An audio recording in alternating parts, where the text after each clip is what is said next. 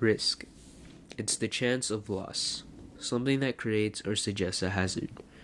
In 1965, the Boeing company would risk it all, gambling on the chance that they were right, that the stars would align and pull Boeing from the deep. In their dire financial straits, they pulled together the last of their funds and used it to create a machine that would change the way we travel forever, allowing common people to fly for the first time. Their creation would go under the name 747.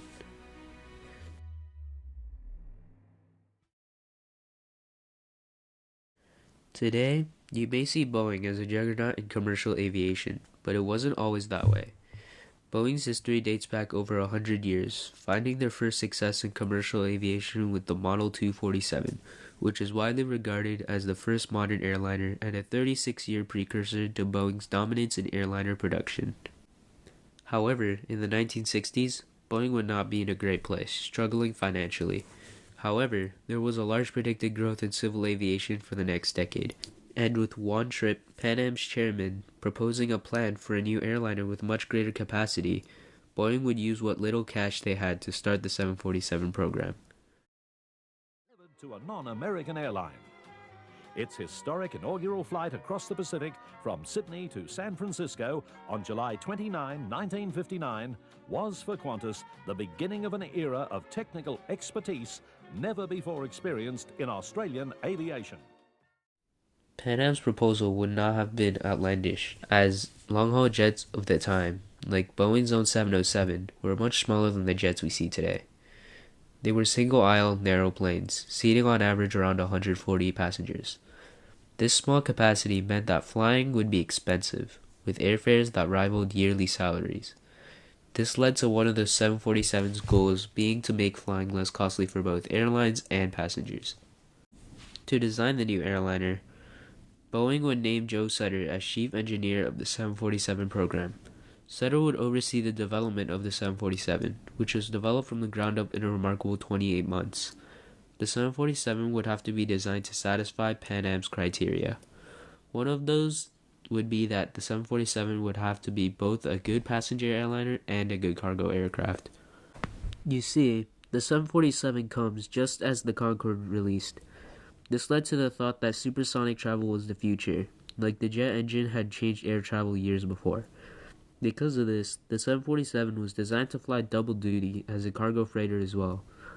The cargo criteria would cause the 747 to have a much larger fuselage, enough room in fact to add another aisle in the passenger configuration. This feature would be a key part to the 747's impact on how we travel.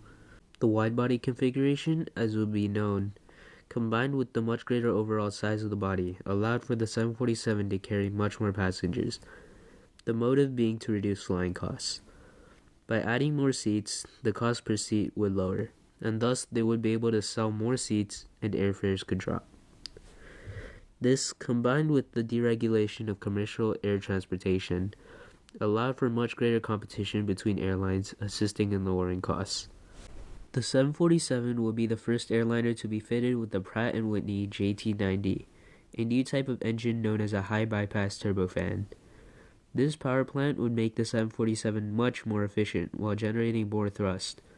They would allow the 747 to be one of the fastest airliners put into service, even able to eclipse modern airliners.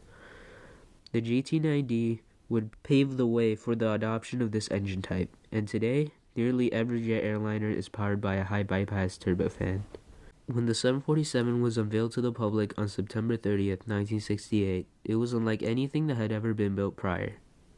From its 5 landing gears to the airliner's colossal scale, the 747 looked nothing like the airliners of the day.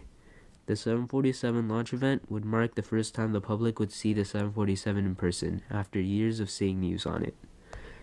The event would take place at the newly constructed plant in Everett, Washington, built just for 747 production and the largest building by volume in the world. Representatives of the 26 launch airlines would be there, and the first jumbo jet to be delivered would be christened by the First Lady, marking the jet's importance in the rapidly innovating aviation sector. Chances are you've heard about the plane with the spiral staircase in first class.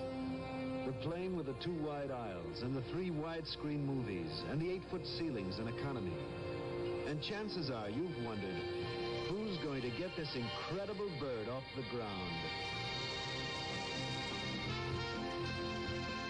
Now you know.